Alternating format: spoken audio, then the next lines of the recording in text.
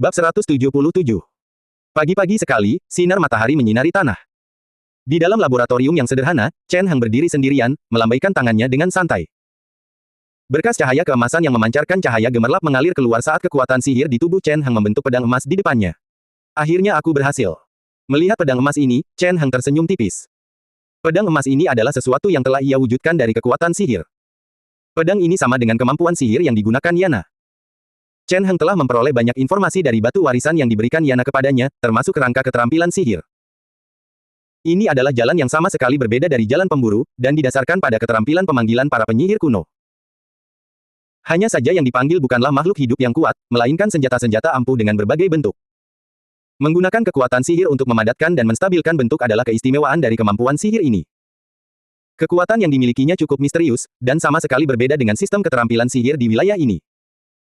Setelah kembali ke rumah pemburu, Chen Heng mencurahkan dirinya untuk meneliti keterampilan sihir tersebut.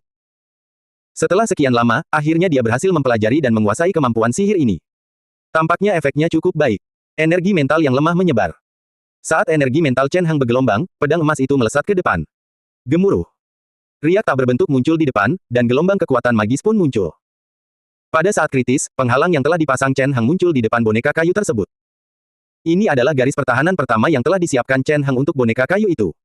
Boneka kayu itu cukup istimewa. Tidak hanya menggunakan bahan khusus yang membuatnya cukup kokoh, tetapi juga mengenakan armor besi ajaib yang memiliki ketahanan sihir. Ditambah dengan penghalang yang telah dibuat Chen Heng, boneka kayu ini memiliki kemampuan bertahan yang sangat baik. Bahkan seorang murid tingkat ketiga pun akan kesulitan menembus pertahanan boneka kayu ini. Ini menjadi objek uji coba bagi kemampuan sihir Chen Heng. Sembari ia menyaksikan, pedang emas itu melesat keluar dan menusuk ke depan dengan ganas. Bang! Suara ringan terdengar saat penghalang itu ditembus, menampakkan armor besi ajaib di baliknya. Armor besi ajaib menggunakan banyak benda sihir dan memiliki banyak rune yang terukir di atasnya, sehingga memiliki kekuatan pertahanan yang menakutkan. Ini adalah item sihir tingkat tinggi dan memiliki sifat ketahanan sihir yang hebat. Pedang emas itu terus melaju dan berbenturan dengan armor besi ajaib, menghasilkan suara yang mengejutkan. Hal ini berlangsung selama beberapa waktu sebelum gelombang kekuatan magis akhirnya mereda. Chen Heng berjalan menghampiri boneka kayu itu. Bunyinya menembus baju zirah. Setelah mengamati boneka kayu itu dengan saksama, Chen Heng mengangguk. Terdapat lubang pada armor besi sihir hitam tersebut.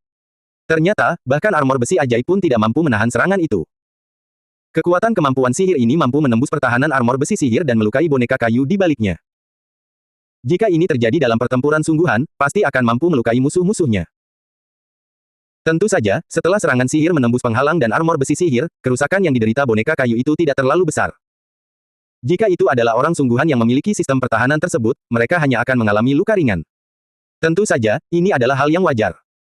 Jika Chen Heng mampu mengenai bagian-bagian penting seperti mata atau organ dalam, hasilnya akan berbeda. Namun, melakukan hal seperti itu dalam pertempuran sesungguhnya akan sangat sulit. Lagi pula, dalam pertempuran sengit, pikirannya akan terpengaruh oleh energi mental musuhnya, dan musuhnya akan terus bergerak. Daya tembusnya sangat kuat, tetapi masih ada ruang untuk perbaikan. Sambil memandang boneka kayu itu, ekspresi Chen Heng tetap tenang saat ia membuat catatan dan melanjutkan penelitiannya. Setelah menguji kemampuan sihirnya, tibalah saatnya untuk menguji kekuatan sihirnya. Selama periode waktu ini, Chen Heng juga tidak ketinggalan dalam melakukan meditasi. Pemujaan Dewa Bulan yang ia peroleh di makam Raja Peri Bulan adalah sesuatu yang telah ia pelajari. Melalui teknik meditasi tingkat tinggi yang ditujukan untuk keluarga kerajaan Peri Bulan ini, Chen Heng telah menerima banyak manfaat. Seperti yang dikatakan Yana, mereka yang bukan elf akan merasa hampir mustahil untuk menggunakan teknik meditasi ini. Selama beberapa hari terakhir, Chen Heng telah mencoba pemujaan Dewa Bulan tetapi merasa bahwa itu sangat sulit. Selain kurangnya pemahaman, ketidakcocokan antara tubuhnya dan teknik meditasi membuat segalanya menjadi cukup sulit. Menurut pandangan Chen Heng, anggota keluarga kerajaan Peri Bulan akan menerima manfaat yang jauh lebih besar jika menggunakan pemujaan Dewa Bulan. Namun, bagi elf biasa, efeknya hanya akan sekitar 10% atau 20% seefektif bagi elf bulan. Bagi manusia seperti Chen Heng, itu hanyalah jumlah yang sangat kecil. Meskipun begitu, efek dari pemujaan Dewa Bulan lebih baik daripada teknik meditasi yang pernah digunakan Chen Heng di masa lalu. Ini merupakan sebuah keuntungan. Selain itu, ada kemungkinan Chen Heng dapat memodifikasinya. Baru-baru ini, selain mempelajari keterampilan sihir, Chen Heng juga mencoba memodifikasi pemujaan Dewa Bulan. Berdasarkan pengetahuan yang dimilikinya, serta pengalamannya sebagai seorang penguasa sejati, ada kemungkinan baginya untuk menciptakan versi pemujaan Dewa Bulan yang ramah bagi manusia. Namun, ini sangat sulit dan orang biasa tidak akan memiliki harapan untuk melakukannya. Untungnya, Chen Heng tidak kekurangan waktu, dan persyaratannya tidak terlalu tinggi. Dia tidak ingin mengubah seluruh pemujaan Dewa Bulan dan hanya perlu mengubah bagian-bagian tertentu saja. Dia tidak mengharapkan pemujaan Dewa Bulan memberikan efek yang sama pada manusia seperti yang diberikannya pada elf. Peningkatan apapun akan menjadi hal yang baik. Setelah membereskan barang-barangnya, Chen Heng berbalik dan berjalan keluar. Di luar, banyak siswa yang berjalan-jalan, semuanya tampak khawatir dan serius. Dari kelihatannya, perang di wilayah barat laut telah menyebar ke sini, dan memengaruhi penduduk di sini. Rupanya banyak siswa yang telah keluar baru-baru ini. Melihat para siswa berjalan-jalan, ekspresi Chen Heng tampak tenang sambil berpikir dalam hati. Karena perang, banyak siswa merasa bahwa akademi tidak lagi aman, sehingga mereka kembali ke kota asal mereka. Sama seperti Chen Heng, ada banyak siswa yang datang dari daerah lain, dan mereka bukan penduduk asli daerah ini. Oleh karena itu, reaksi pertama mereka setelah mendengar tentang perang adalah meninggalkan wilayah ini dan kembali ke rumah. Setelah keadaan di sini tenang, mereka akan kembali. Chen Heng tahu persis apa yang dipikirkan orang-orang itu. Lagi pula, bahkan dia pun telah mempertimbangkan hal ini, jadi ini pasti akan terjadi pada para siswa biasa. Para siswa biasa tidak memiliki guru yang merupakan penyihir sejati, dan mereka juga bukan orang-orang yang akan dilindungi oleh akademi. Mereka juga tidak memiliki banyak uang atau sumber daya dan tidak dapat dibandingkan dengan Chen Heng. Para penyihir adalah orang-orang yang rasional, dan dalam menghadapi bahaya, sangat sedikit orang yang akan melakukan sesuatu yang gegabah. Sebagian besar orang ingin menghindari bahaya dan kembali setelah keadaan aman. Chen Heng belum memikirkan hal itu untuk saat ini. Sebagai murid seorang penyihir sejati, dia tahu lebih banyak tentang perang daripada siswa biasa lainnya. Dengan informasi dari Charlie, dia tahu bahwa perang belum sampai ke sini, jadi tidak perlu pergi. Terlebih lagi, sebagai seorang jenius di akademi, bahkan jika perang mencapai tempat ini, akademi akan melakukan upaya besar untuk melindunginya. Hal ini berbeda dari siswa lainnya. Inilah mengapa reaksi Chen Heng berbeda dari siswa lain dan dia belum ingin pergi. Melihat para siswa yang tampak cemas dan khawatir, Chen Heng dalam hati menggelengkan kepalanya sebelum pergi ke tempat lain. Chen Heng pergi ke pasar dan menukarkan beberapa barang. Semakin kacau situasinya, semakin mudah untuk melakukan transaksi jual-beli barang. Karena suasananya sangat tegang, sebagian besar siswa memilih untuk menjual barang-barang yang tidak bernilai langsung bagi mereka dan menukarnya dengan batu ajaib dan barang-barang yang dapat mereka gunakan dalam jangka pendek. Oleh karena itu, beberapa material, seperti logam besi ajaib dan tanaman ajaib, menjadi sangat murah. Di sisi lain, barang-barang seperti ramuan dan item yang dapat meningkatkan kekuatan tempur seseorang mengalami kenaikan harga yang sangat tinggi. Akibatnya, Chen Heng dapat memperoleh manfaat dari hal ini. Dia menggunakan setengah dari jumlah batu ajaib yang biasanya dia habiskan untuk membeli banyak bahan. Selain itu, banyak benda sihir yang ia buat menjadi jauh lebih berharga, bahkan beberapa di antaranya harganya berlipat ganda. Dengan begitu, dia memperoleh sejumlah besar material dan batu ajaib. Tentu saja, sementara benda-benda sihir Chen Heng menjadi semakin populer, semakin sedikit orang yang datang ke pelajarannya. Karena banyak siswa yang telah meninggalkan akademi, jumlah orang yang datang ke pelajarannya jauh lebih sedikit. Namun, keuntungan tambahan yang ia peroleh dari barang-barang sihirnya mampu menutupi penurunan pendapatan dari pelajaran yang diberikannya. Seandainya dia tidak mengikuti les-les tersebut untuk meningkatkan reputasinya dan memberikan kesan baik pada orang lain, dia pasti sudah lama berhenti mengikuti les-les itu. Oleh karena itu, meskipun jumlah orang yang datang ke pelajaran tersebut lebih sedikit, hal itu bukanlah masalah besar bagi Chen Heng. Setelah berdiri di pasar untuk beberapa saat, Chen Heng pergi. Waktu berlalu perlahan. Tak lama kemudian, 2 bulan lagi telah berlalu. Selama 2 bulan itu, berita tentang perang di wilayah barat laut kembali menyebar. Banyak berita yang tersebar di wilayah ini, membuat orang-orang merasa cukup terkejut. Setelah beberapa waktu, perang antara Akademi Mogo dan akademi-akademi lainnya kembali memanas. Terlebih lagi, dikatakan bahwa beberapa penyihir sejati pun telah gugur. Berita ini membuat banyak orang merinding. Dalam situasi seperti itu, semakin banyak siswa yang mulai meninggalkan Hunter's House. Selama periode waktu ini, organisasi penyihir yang memfasilitasi perjalanan akan sangat sibuk. Pada tahun-tahun sebelumnya, tidak banyak penyihir yang meninggalkan wilayah ini. Hanya para siswa yang datang dari luar. Namun, karena perang ini, keadaan berbalik. Chen Heng tidak banyak berubah. Apapun yang dilakukan orang lain, dia tetap tinggal dengan tenang di akademi dan melakukan eksperimennya. Betapapun kacaunya dunia luar, rumah pemburu tidak akan mudah diserang karena di dalamnya terdapat cukup banyak penyihir sejati. Dengan demikian, Chen Heng sangat aman di dalam rumah pemburu. Oleh karena itu, Chen Heng tidak berencana untuk pergi. Hanya saja, seiring berjalannya waktu, dia mendengar beberapa berita yang memaksanya untuk menghentikan penelitiannya. Apa yang terjadi pada kakekku? Chen Heng menatap orang di depannya sambil mengerutkan kening dan bertanya. Ada seorang pria parubaya yang tinggi dan agak gemuk sedang setengah berlutut di sana. Chen Heng memiliki beberapa kesan tentang orang ini. Orang ini berasal dari keluarga Dail, yang memiliki hubungan darah dengan Chen Heng. Di masa lalu, dia pernah menjadi salah satu asisten Griffin dan sering berada di sisinya. Oleh karena itu, sebagai calon penerus keluarga Dale dan cucu Griffin, Chen Heng cukup akrab dengannya. Hanya saja, seniornya itu membawa kabar buruk kepadanya. Sesuatu telah terjadi pada Griffin. Ya. Bertemu pandangan Chen Heng, ekspresi pria parubaya itu penuh hormat saat dia berkata, kondisi tubuh Tuan Griffin semakin memburuk, dan saat ini beliau terbaring di tempat tidur. Dia berbicara pelan, menceritakan tentang Griffin kepada Chen Heng. Dari situ, Chen Heng mengetahui situasi yang dialami Griffin. Bukan berarti dia diserang, lagi pula, di benua tempat keluarga Dale berada, Griffin adalah salah satu yang terkuat. Karena itu, hanya dialah yang akan menyerang orang lain. Kali ini, sesuatu telah terjadi pada tubuhnya.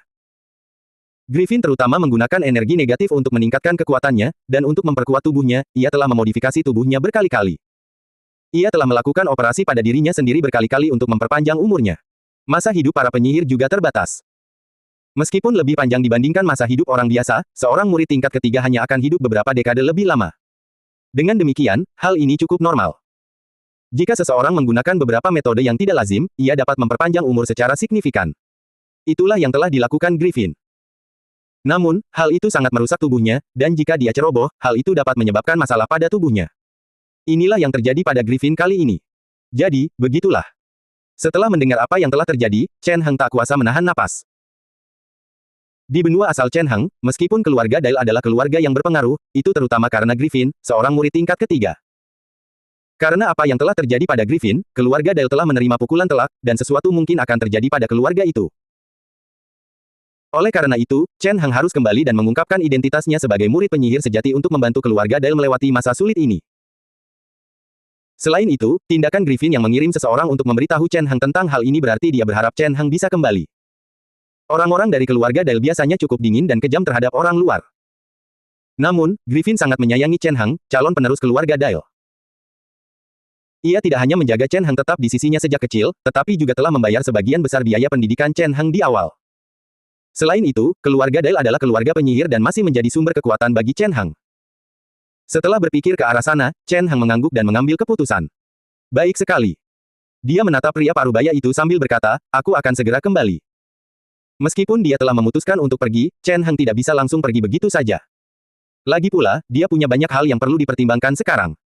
Di akademi, ia memiliki berbagai usaha bisnis yang perlu ia urus. Sekarang setelah ia harus pergi, ia harus mengorbankan semua itu. Adapun Charlie, dia harus memberinya pemberitahuan terlebih dahulu. Lagi pula, seiring bertambahnya usia Chen Heng, dia secara resmi mulai membantu Charlie dalam eksperimennya, dan dia adalah penolong yang tak tergantikan baginya. Oleh karena itu, dia harus memberitahu Charlie terlebih dahulu jika dia akan pergi. Jika tidak, hasilnya tidak akan terlalu bagus. Menangani masalah-masalah ini membutuhkan waktu dan usaha dari Chen Heng. Dari sisi Charlie, situasinya tidak terlalu buruk. Karena betapa ia menghargai Chen Heng, ia tidak bersikap angkuh di depan Chen Heng. Ia cukup tenang menanggapi permintaan Chen Heng dan sangat menyetujuinya. Ada baiknya kau pergi untuk sementara waktu, kata Charlie sambil tersenyum dan menatap Chen Heng, memang di sini cukup kacau, jadi pergi sekarang bukanlah ide yang buruk. Kalau dipikir-pikir, bahkan jika kamu tidak ingin pergi, kamu tetap harus pergi setelah beberapa waktu. Mengapa demikian? Chen Heng merasa cukup terkejut. Charlie menjawab, itu karena akademi. Karena perang, banyak siswa yang meninggalkan akademi. Karena kekurangan siswa, banyak kegiatan di akademi terhenti. Oleh karena itu, Ariel menyarankan agar siswa yang tersisa di akademi dipulangkan dan akademi ditutup sementara. Dengan kata lain, meskipun Anda tidak pergi sekarang, Anda tetap harus pergi setelah akademi ditutup. Jadi, begitulah. Mendengar itu, Chen Heng mengangguk dan mengerti. Meskipun perang belum terjadi secara langsung, dampak yang ditimbulkannya sudah cukup jelas. Banyak siswa yang melarikan diri dari wilayah ini karena takut, dan hal ini berdampak pada operasional akademi. Lagi pula, banyak hal di akademi yang membutuhkan bantuan mahasiswa untuk pengoperasiannya. Mungkin karena alasan inilah Ariel memutuskan untuk menutup akademi sementara waktu sampai semuanya kembali normal. Lagi pula, dengan jumlah calon magang tingkat 3 yang jauh lebih sedikit, putaran perekrutan baru juga akan terpengaruh. Sekalipun mereka merekrut siswa baru, jumlah peserta magang tidak akan cukup untuk mengajar siswa-siswa tersebut. Mungkin ini adalah salah satu cara untuk menghindari perang. Lagi pula, meskipun perang belum memengaruhi wilayah selatan, hal ini belum tentu akan terjadi di masa depan. Untuk menghindari terseretnya masalah ke dalam kasus Hunter's House, menutup akademi sekarang bukanlah ide yang buruk. Chen Heng segera memahami pemikiran mereka dan juga menyadari beberapa hal lainnya. Setelah akademi ditutup, banyak hal yang sebelumnya mudah didapatkan di akademi akan menjadi cukup sulit didapatkan di masa mendatang. Lagi pula, tanpa tempat untuk berdagang, banyak penyihir tidak akan bisa mendapatkan barang-barang yang mereka butuhkan. Chen Heng memikirkan banyak hal sambil menatap Charlie. Setelah sebulan, akademi akan mengumumkan ini, dan semua siswa harus segera pergi. Charlie mengangguk sambil menatap Chen Heng dan tersenyum. Jika kamu perlu mempersiapkan sesuatu, segera persiapkan. Jika ada hal yang Anda butuhkan bantuan, jangan ragu untuk bertanya kepada saya. Chen Heng mengangguk dan berkata, saya mengerti. Chen Heng dan Charlie mengobrol sebentar di laboratorium Charlie sebelum Chen Heng pergi. Setelah keluar, Chen Heng tanpa ragu kembali berjalan ke pasar. Pasar tenaga mahasiswa masih ada. Hanya saja, seiring banyaknya mahasiswa yang pergi, pasar tersebut menjadi agak sepi dan tidak lagi semeriah dulu. Namun, itu tidak terlalu buruk. Kabar tentang penutupan akademi belum menyebar, jadi masih ada cukup banyak siswa. Itulah sebabnya tempat ini belum sepenuhnya terbengkalai. Beberapa siswa berjalan sangat tergesa-gesa melewati daerah ini. Karena ia telah mengajar banyak orang selama 2 tahun terakhir, Chen Heng mengenali banyak orang. Ini termasuk pria parubaya yang memiliki kios tidak terlalu jauh dari situ. Pria parubaya itu mengenakan baju zirah kulit abu-abu dan bertubuh sangat tinggi dan besar. Dia tampak gagah berani dan lebih mirip seorang ksatria. Wajahnya tampak muram saat duduk di depan kiosnya, menunggu pelanggan datang. Ini adalah Jarman, pedagang bahan bangunan di daerah ini. Saat itu, Chen Heng telah membeli logam besi ajaib darinya untuk membuat barang-barang sihir. 2 tahun berlalu begitu cepat, tetapi orang ini masih di sini. Tampaknya bisnisnya menjadi jauh lebih buruk. Ini bukanlah hal yang aneh. Lagi pula, dengan semakin dekatnya berita tentang perang, jumlah siswa berkurang, dan nilai bahan ajar pun anjlok drastis. Sebagai seorang pedagang bahan bangunan, wajar jika keadaan menjadi cukup sulit baginya. Chen Heng berjalan menghampirinya. Lama tak jumpa. Melihat Chen Heng, mata Jarman berbinar dan senyum muncul di wajahnya. Tersayang, apa kabar? Tidak terlalu buruk, Chen Heng tersenyum sambil bertanya pelan, Anda punya apa? Sama seperti biasanya, beberapa logam besi ajaib dan benda-benda serupa, kata Jarman, tetapi beberapa di antaranya sudah diresapi sihir. Chen Heng mengangguk, lumayan. Chen Heng telah beberapa kali membeli barang dari Jarman selama bertahun-tahun, dan Jarman sudah mengenal kebiasaan Chen Heng. Chen Heng tidak suka memberikan kekuatan sihir pada material sendiri. Ia lebih memilih untuk mempekerjakan murid magang lain untuk membantunya melakukan hal tersebut. Seiring berjalannya waktu, Jarman memutuskan untuk melakukannya sendiri dan menyiapkan bahan-bahan sebelum menjualnya kepada Chen Heng. Hal yang sama terjadi kali ini juga. Namun, tampaknya bisnisnya saat ini tidak begitu baik. Chen Heng memeriksa persediaannya, tidak banyak barang, tetapi barang-barang dasar semuanya ada. Apa yang Anda butuhkan? Tanya Jarman, kami bisa fleksibel soal harga. Bukankah akhir-akhir ini tidak ada murid magang yang membeli barang? Tanya Chen Heng sambil melihat sekeliling. Tidak, Jarman menggelengkan kepalanya dan tidak berusaha menyembunyikan apapun, barang-barang ini hampir tidak mungkin dijual sekarang. Banyak murid yang telah pergi, jadi tidak ada yang menginginkan beberapa bahan ini. Lagi pula, tidak semua orang seperti kamu, yang memiliki kemampuan untuk membuat barang-barang ajaib. Dia berbicara dengan sedikit nada kekaguman dalam suaranya. Memang, bahkan di antara para penyihir, hanya sedikit orang yang mampu menciptakan alat-alat sihir dan benda-benda sihir. Sekalipun sebagian besar penyihir menggunakan logam besi ajaib dan sejenisnya, mereka tidak akan mampu menciptakan benda-benda ajaib, dan benda-benda itu hanya bisa disebut benda-benda pseudo ajaib. Jadi begitulah. Chen Heng mengangguk dan menghela napas, dan dia tidak banyak bicara lagi. Karena banyaknya penyihir yang pergi, nilai barang-barang milik Jarman anjlok drastis. Chen Heng memilih beberapa barang sebelum pergi ke tempat lain. Sebelum pergi, dia menanyakan tentang rencana Jarman untuk masa depan. Saya akan tinggal di akademi beberapa hari lagi, kata Jarman terus terang, setelah saya menjual semuanya, saya akan meninggalkan akademi dan pergi ke tempat lain untuk tinggal.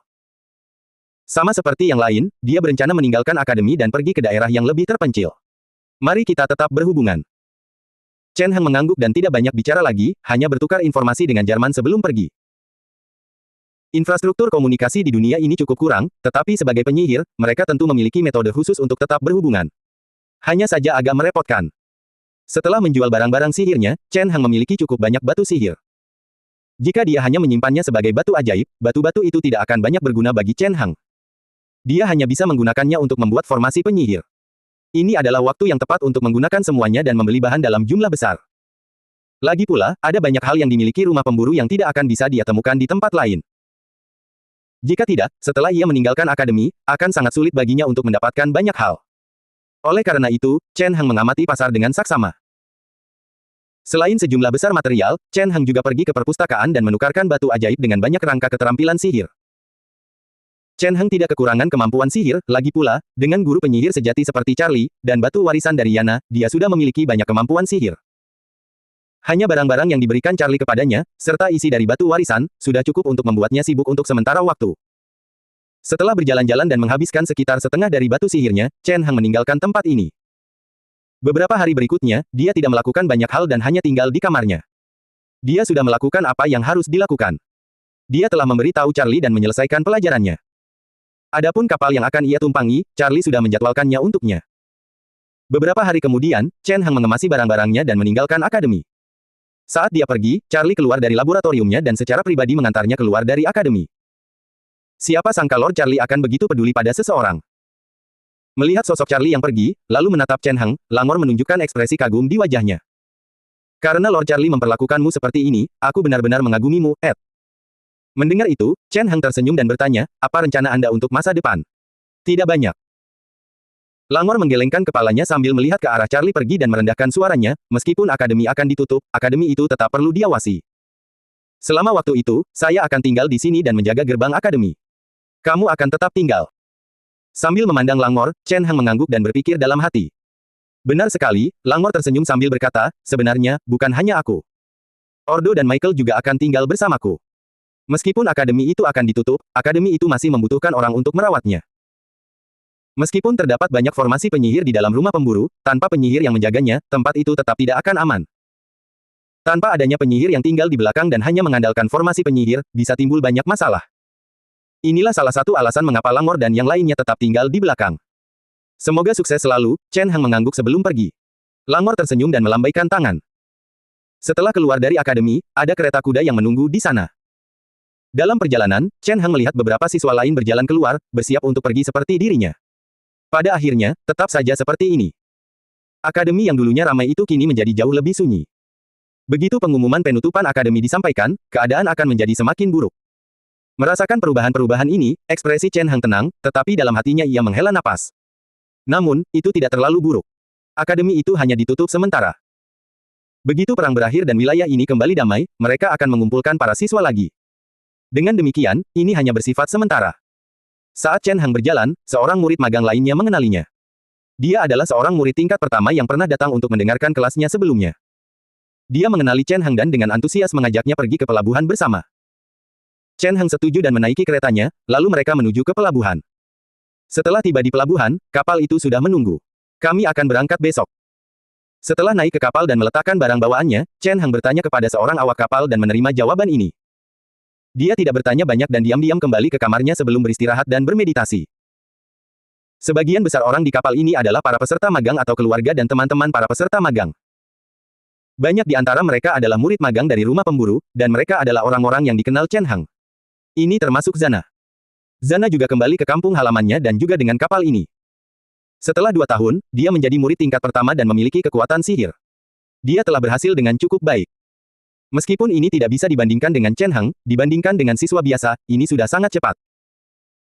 Chen Hang dapat merasakan bahwa kekuatan sihirnya tidak lemah, dan itu bukanlah sesuatu yang bisa dibandingkan dengan murid tingkat pertama biasa. Setelah bertemu di kapal, mereka cukup terkejut dan mengobrol sebentar. Pada saat itu, terdengar beberapa suara dari luar. Kemenangan adalah milik kita, teriak seseorang dari luar. Berdiri di geladak, Chen Hang menoleh dan melihat ke arah sana, dan dia merasakan riak kekuatan magis dari arah tersebut. Gelombang kekuatan magis dalam jumlah besar datang dari arah itu, dan bukan hanya 1 atau 2 gelombang. Ada beberapa murid tingkat ketiga yang bertarung, dan mereka bahkan menggunakan kemampuan sihir. Menyadari hal ini, ekspresi banyak orang menjadi muram. Setelah beberapa saat, gelombang kekuatan magis mereda dan semuanya kembali damai. Pada saat itu, seorang murid berjubah hitam berusia paruh baya berjalan ke atas kapal dan menjelaskan, itu adalah orang-orang dari Sekte Moke. Mereka tiba-tiba menyerang tanpa alasan yang jelas. Sekte Moke hanyalah sebuah organisasi kecil. Berdiri di geladak, Chen Hang tenggelam dalam pikirannya, apakah mereka akan bertindak lagi kali ini? Tampaknya, seiring perkembangan perang, semakin banyak organisasi penyihir yang terlibat. Tidak ada yang bisa memprediksi hasil akhirnya. Namun, hal itu tidak menjadi masalah bagi Chen Hang. Keesokan harinya, kapal itu berlayar. Melihat pelabuhan yang semakin mengecil, ekspresi Chen Hang tetap tenang saat ia berbalik dan pergi. Sudah lama sekali sejak aku kembali, kata Chen Hang pelan sambil memandang kastil di hadapannya. Ini adalah kastil keluarga Dail. Di benua ini, kekuasaan keluarga Dail cukup besar, dan mereka memiliki wilayah yang luas. Kakek Chen Hang, Griffin, bahkan memiliki gelar adipati, dan dia terkenal di kalangan manusia biasa maupun para penyihir. Oleh karena itu, kastil mereka sangat besar.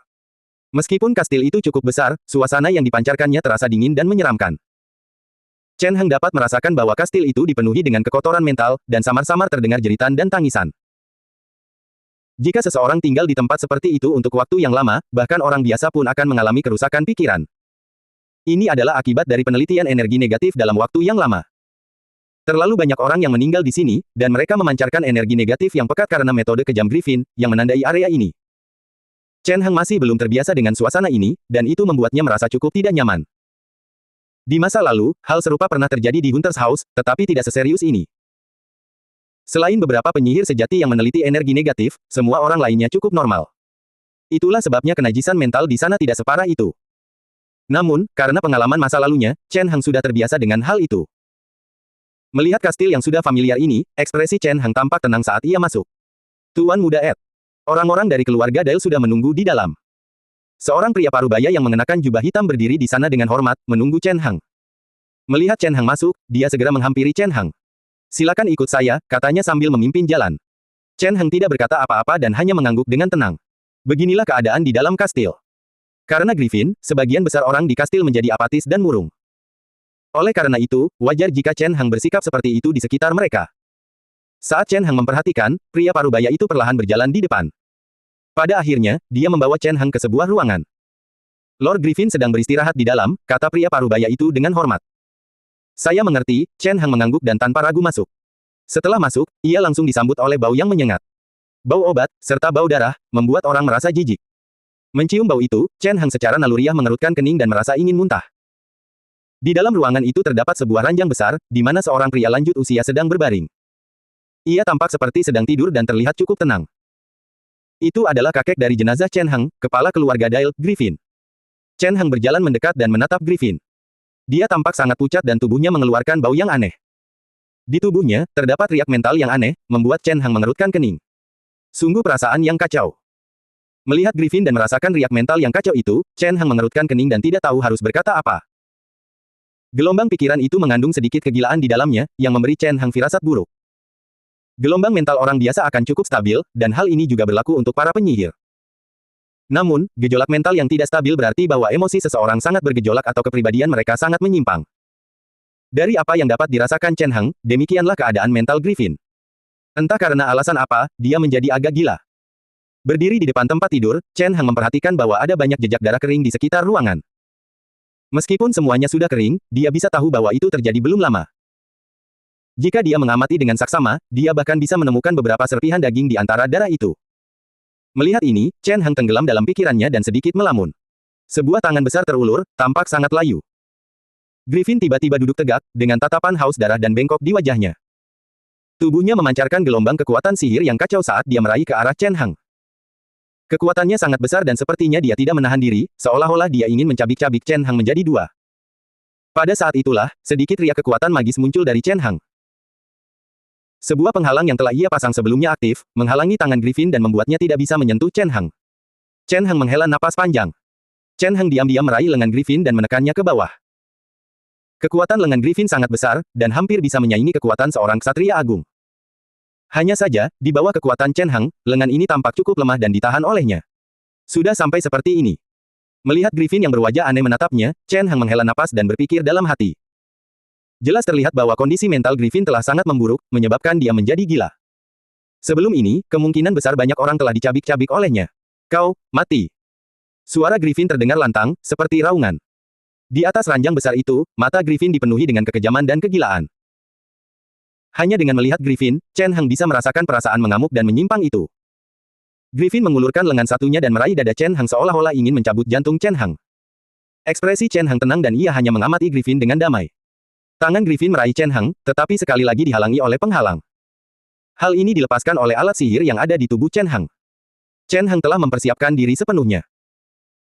Di masa lalu, Charlie pernah memberikan alat sihir kepada Chen Heng untuk melindunginya, dan setelah Chen Heng kembali, Charlie tidak mengambilnya. Sebaliknya, dia meninggalkannya bersama Chen Heng untuk melindungi muridnya. Cincin perlindungan adalah alat sihir yang nyata, dan penghalang yang dimilikinya bahkan dapat memblokir kemampuan sihir seorang penyihir sejati. Selain itu, Chen Heng juga memiliki berbagai benda magis lainnya yang diciptakan sendiri. Benda-benda ajaib ini juga dapat melepaskan kemampuan sihir yang ampuh. Dengan semua perlengkapan itu, Chen Heng tidak bergerak dan membiarkan Griffin terus menyerang. Kondisi mentalnya sudah seperti ini, Chen Heng mengerutkan kening sambil menatap Griffin. Dia bisa merasakan bahwa kondisi Griffin sangat buruk. Dia belum pernah melihat kekacauan mental seperti itu sebelumnya. Sebelum memasuki ruangan, orang-orang dari keluarga Dale telah memperingatkannya untuk berhati-hati terhadap Griffin yang mengamuk. Saat itu, Chen Hang sudah siap secara mental. Namun, tampaknya kondisi Griffin jauh lebih buruk daripada yang dia duga. Dengan kondisi mental seperti ini, dia tidak cocok untuk terus menjadi seorang penyihir. Lagi pula, kekuatan terbesar para penyihir adalah kemampuan menggunakan keterampilan sihir. Namun, menggunakan keterampilan sihir membutuhkan kondisi mental yang stabil. Jika tidak, seseorang tidak akan mampu membangun kerangka keterampilan sihir yang stabil. Sekalipun tubuh mereka memiliki kekuatan sihir, mereka tidak akan mampu menggunakannya. Berdiri di sana, Chen Hang terdiam sejenak sebelum menghela napas. Setelah itu, dia berjalan keluar ruangan. Pria parubaya itu masih berdiri di sana, dan melihat Chen Hang berjalan keluar, dia buru-buru menghampirinya dan bertanya, "Tuan Muda Ed, apakah Anda terluka?" "Tidak, saya baik-baik saja." Chen Hang menggelengkan kepalanya sambil bertanya, "Kapan kakek menjadi seperti ini?" "Sekitar 4 bulan yang lalu." Pria parubaya itu berpikir sejenak sebelum berkata, "Dulu, Lord Griffin menemukan beberapa material berharga dan berencana melakukan beberapa percobaan. Dia hanya terpengaruh oleh eksperimen tersebut, menyebabkan masalah pada pikirannya dan mengakibatkan dia pingsan. Setelah itu, dia pingsan, dan setiap kali bangun, dia ingin membunuh orang." Saat berbicara di sana, raut ketakutan muncul di wajahnya seolah-olah dia telah memikirkan sesuatu yang mengerikan. "Kirim beberapa orang untuk berjaga di tempat ini," kata Chen Hang sambil menghela napas pelan, "aku akan mencoba dan melihat apakah aku bisa membantu kakek kembali normal." Namun, dia tidak merasa banyak harapan. Lagi pula, pikiran itu sangat rumit. Bahkan para penyihir sejati pun tidak memiliki pemahaman yang baik tentang hal itu, apalagi Chen Hang saat ini. Dia membawa banyak obat bersamanya, dan beberapa di antaranya dapat menjernihkan pikiran. Hanya saja dia tidak tahu apakah metode itu akan efektif terhadap Griffin. "Apakah ada perubahan di sekitar sini?" tanya Chen Hang, "bagaimana dengan sikap keluarga-keluarga lain?" "Belum ada yang berubah untuk saat ini," kata pria parubaya itu sambil menggelengkan kepalanya, "sangat sedikit orang yang tahu tentang Lord Griffin yang pingsan. Keluarga lain tidak tahu." Namun, seiring berjalannya waktu, dia tampak agak ragu-ragu. Chen Hang mengerti maksudnya. Para penyihir cenderung tertutup dan tidak suka keluar rumah. Hal ini bahkan lebih berlaku bagi para penyihir yang meneliti energi negatif seperti Griffin. Bahkan di masa lalu, Griffin tidak sering bertemu dengan orang lain. Oleh karena itu, dibutuhkan beberapa waktu bagi orang lain untuk mengetahui bahwa Griffin telah pingsan. Menyembunyikannya selama 1 atau 2 tahun bukanlah masalah. Namun, seiring berjalannya waktu, orang-orang dari keluarga lain pasti akan mengetahuinya. Ketika saat itu tiba, mungkin akan ada beberapa masalah. Selain Chen Hang, satu-satunya murid tingkat 3 di keluarga Dale adalah Griffin. Bisa dikatakan bahwa keluarga Dale bisa mencapai kedudukan mereka saat ini hanya karena Griffin. Jika mereka kehilangan Griffin, posisi mereka akan merosot drastis. Keluarga-keluarga yang bermusuhan dengan keluarga Dale kemungkinan besar akan bertindak melawan mereka dan mengambil semua yang mereka miliki. Inilah sebabnya keluarga Dale segera memanggil kembali Chen Hang. Memikirkan hal itu, Chen Hang mau tak mau menggelengkan kepalanya. Menurut pandangannya, ini bukanlah masalah besar. Kekayaan yang dimiliki keluarga Dale bukanlah hal yang penting baginya. Meskipun keluarga Dale adalah keluarga bangsawan di benua ini, mereka hanya tinggal di kerajaan kecil, dan sebenarnya tidak memiliki banyak harta. Ada banyak sekali daerah tak berpenghuni di wilayah lain, dan jika keadaan memaksa, mereka bisa saja menemukan tempat baru untuk memulai hidup baru. Bagi para penyihir, sumber daya kerajaan fana hanyalah hal sepele. Selain menjual manusia biasa sebagai budak untuk mendapatkan batu sihir, tidak ada hal lain yang bisa dilakukan. Itulah yang telah dilakukan keluarga Dale di masa lalu. Namun, menurut pandangan Chen Hang, itu bisa dikorbankan. Chen Hang berpikir dalam hati dan tetap tenang sambil bertanya, bagaimana dengan para subjek eksperimen itu? Mereka masih di dalam kastil, pikir pria parubaya itu sebelum berkata, setelah hari itu, kami menahan mereka di dalam kastil. Keluarkan mereka, kata Chen Hang setelah berpikir sejenak, biarkan aku melihat seberapa istimewa mereka. Pria parubaya itu mengangguk hormat, lalu dengan cepat berbalik dan berjalan keluar. Tak lama kemudian, Chen Hang melihat subjek eksperimen tersebut. Mereka adalah sepasang gadis muda. Perempuan. Chen Hang mengerutkan kening sambil mengamati kedua gadis di depannya. Mereka tampak berusia sekitar 10 tahun dan bertubuh sangat kecil. Mereka mengenakan pakaian biasa yang sudah sangat compang camping, tidak mampu menutupi bagian-bagian penting tubuh mereka, dan mereka tampak sangat kotor. Mereka tampak seperti sepasang kembar. Selain itu, tidak ada yang istimewa tentang mereka. Berdiri di tengah ruangan dan bertatap muka dengan Chen Hang, tubuh mereka gemetar, tampak ketakutan. Saat mengamati kedua gadis itu, Chen Hang memperhatikan bahwa ada banyak bekas luka kecil di tubuh mereka. Apa ini? Melihat bekas luka di tubuh gadis-gadis itu, dia mengerutkan kening dan menatap kepala pelayan tua di sampingnya. Itu adalah eksperimen Lord Griffin, kata kepala pelayan tua itu pelan. Eksperimen, Chen Hang mengerutkan kening, teringat beberapa kenangan buruk. Tubuhnya ini telah dilatih oleh Griffin sejak masih muda, dan dia telah melihat banyak hal yang telah dilakukan Griffin. Dari ingatannya, eksperimen Griffin tidak pernah berjalan normal. Dia akan menggunakan berbagai cara untuk menyiksa subjek eksperimennya dan mengamati reaksi energi negatif mereka. Kondisi kedua gadis itu membuat Chen Heng teringat akan apa yang pernah dilihatnya di masa lalu. Duduk di kursi kayu, ia menggelengkan kepalanya dalam hati sebelum menatap kedua gadis itu dan bertanya, "Siapa nama kalian?" Saat ditatap olehnya, tubuh kedua gadis itu tampak sedikit bergetar, merasakan ketakutan yang naluriah. Setelah beberapa saat, mereka dengan gemetar menyebutkan nama mereka. Yang satu bernama Alier dan yang lainnya bernama Feridor. Menurut mereka, mereka datang dari tempat lain dan menggunakan kapal, dan mereka dibeli oleh Griffin. Selain itu, mereka tidak mengetahui hal lain. Mereka tampaknya tidak berasal dari keluarga istimewa. Orang tua mereka hanyalah petani biasa yang menjual mereka sebagai budak untuk mendapatkan uang. Melihat mereka, Chen Heng berpikir sejenak sebelum berkata, bahwa mereka untuk berganti pakaian yang layak. Mendengar itu, kepala pelayan tua itu mengangguk dan diam-diam membawa kedua gadis itu pergi. Pada hari-hari berikutnya, Chen Heng menjadi sangat sibuk. Griffin masih tidak sadarkan diri, dan kondisi mentalnya masih belum begitu baik. Untuk mengatasi hal ini, Chen Heng mencoba berbagai cara. Dia memberi Griffin berbagai macam obat dari rumah pemburu, dan dia juga menggunakan teknik menenangkan untuk mencoba menenangkan pikirannya. Upaya Chen Heng membuahkan hasil. Gabungan efek obat dan teknik penenangan membuat pikiran Griffin sedikit stabil, tetapi dia masih belum bisa bangun. Gejolak mentalnya yang tak terkendali masih belum bisa mereda, tetapi ia jarang mengalami serangan panik tersebut. Namun, begitu Chen Heng berhenti merawatnya, dia akan kembali mengalami kejang. Hal ini membuat Chen Heng merasa sangat gelisah. Untungnya, Chen Heng tidak banyak pekerjaan saat ini, jadi dia bisa perlahan mencoba berbagai hal dan tidak terburu-buru. Waktu berlalu perlahan. Setelah beberapa hari, Chen Heng sibuk beraktivitas di dalam ruangan yang tenang. Di tengah ruangan terdapat sebuah lempengan batu kecil, di atasnya terdapat formasi penyihir yang detail. Formasi itu tampak sangat rumit dan misterius. Chen Heng masih mengerjakannya. Saat formasi penyihir mulai terbentuk, Chen Heng berpikir sejenak sebelum meletakkan sebuah permata di atas formasi penyihir tersebut.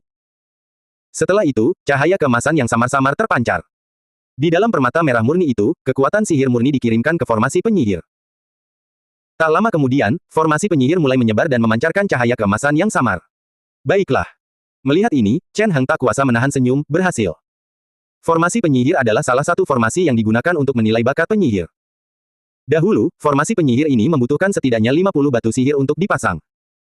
Namun, Chen Heng mampu mengaktifkannya tanpa menggunakan batu sihir apapun. Teori Chen Heng telah berhasil. Kembali ke rumah pemburu, dia telah mengubah formasi rune, berhasil mengeluarkan beberapa formasi rune dari alam langit biru sebagai formasi penyihir di dunia ini. Ini termasuk formasi rune untuk menyimpan energi spiritual.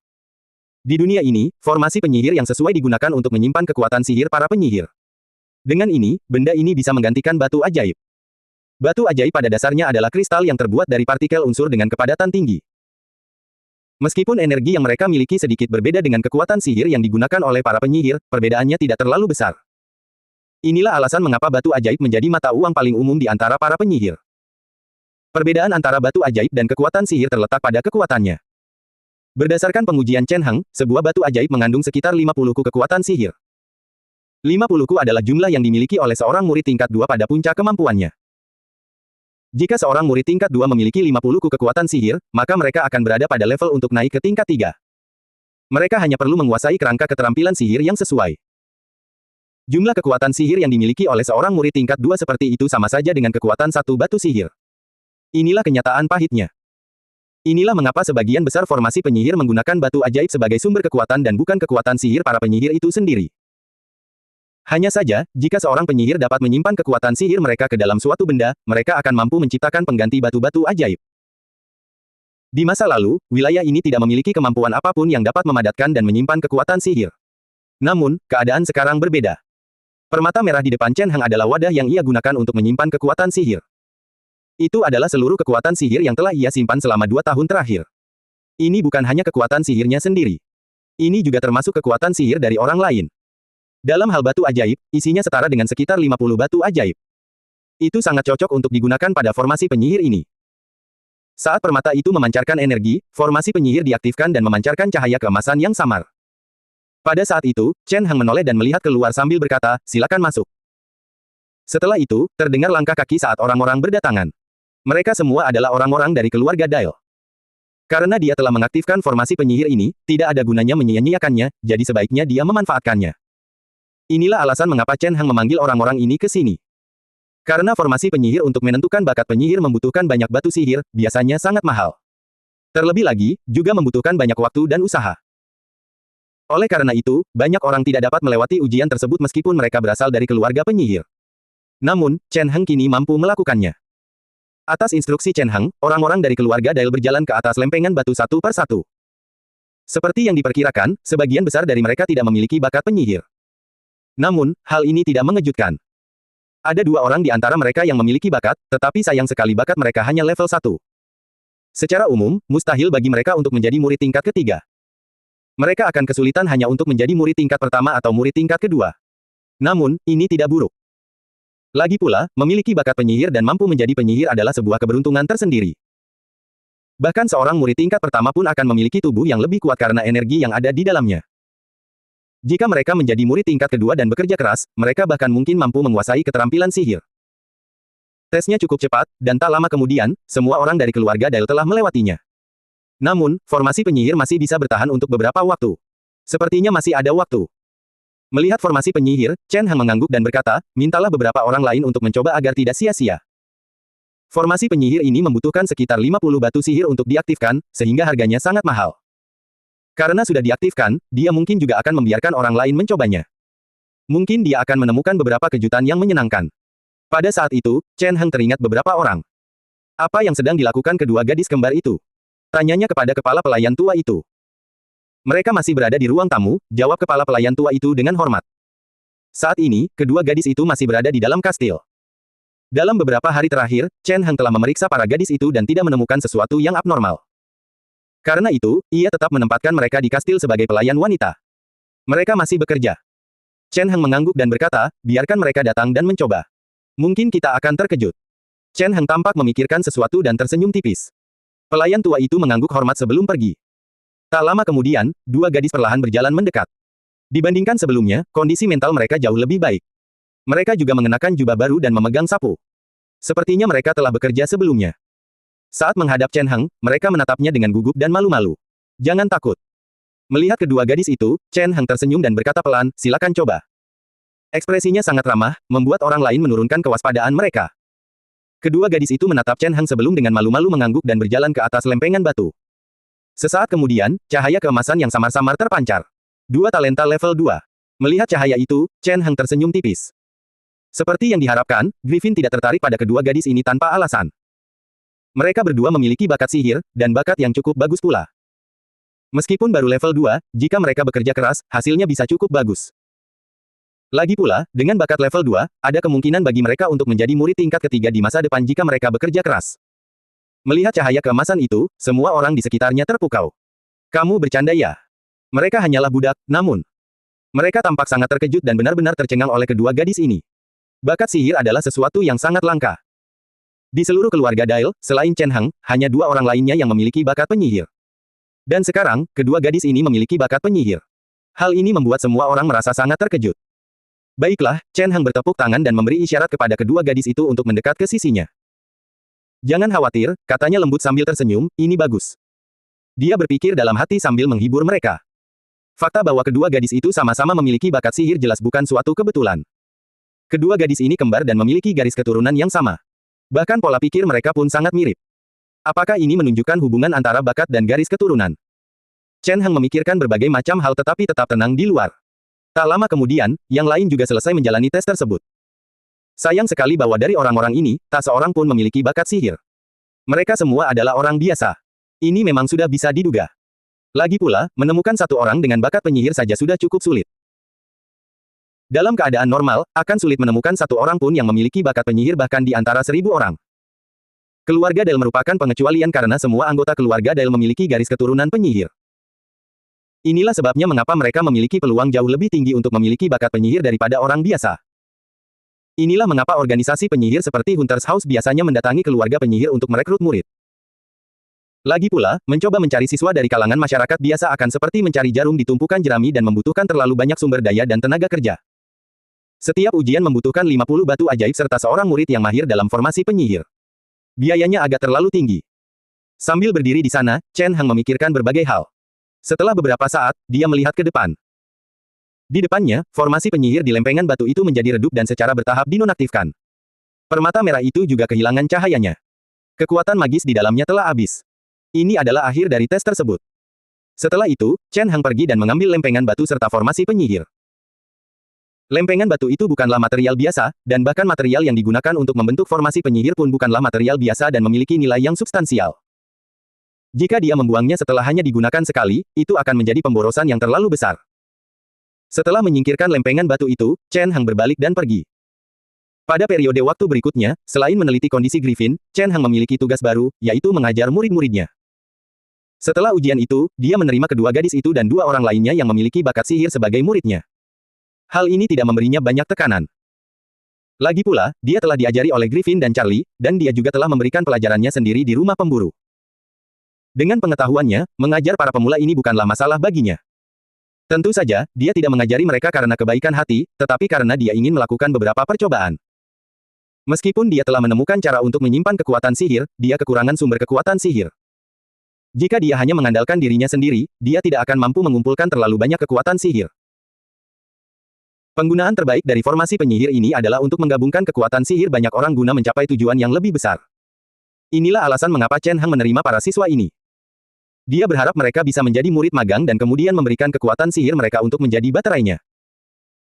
Namun, dia tidak secara terang-terangan mengungkapkan hal ini dan tetap menjaga penampilan luarnya. Begitu saja, dia melewati masa tenang. Dalam sekejap mata, 3 bulan lagi telah berlalu. Selama 3 bulan itu, murid-muridnya telah menunjukkan kemajuan dan mulai melakukan meditasi. Penelitian Chen Hang juga membuahkan beberapa hasil. Sepertinya berhasil. Di dalam kamar tidur yang sunyi sambil memandang Griffin di atas ranjang, Chen Hang berpikir dalam hati. Untuk menyelesaikan masalah dengan Griffin, Chen Hang telah menggunakan berbagai metode untuk mencoba menstabilkan pikiran Griffin. Beberapa hal memang memberikan efek, tetapi sebagian besar sama sekali tidak berguna. Baru-baru ini Chen Hang menemukan sesuatu yang sangat berguna. Menggunakan energi yang dihasilkan dari pemujaan Dewa Bulan tampaknya berguna untuk mengobati pikiran yang menyimpang, pikir Chen Hang dalam hati. Meskipun telah melakukan banyak penelitian, dia tidak pernah berhenti berlatih meditasi. Sejak ia memperoleh pemujaan Dewa Bulan dari makam Raja Peri Bulan, ia telah lama memodifikasinya agar sesuai untuk manusia. Hanya saja, efektivitasnya jauh lebih rendah.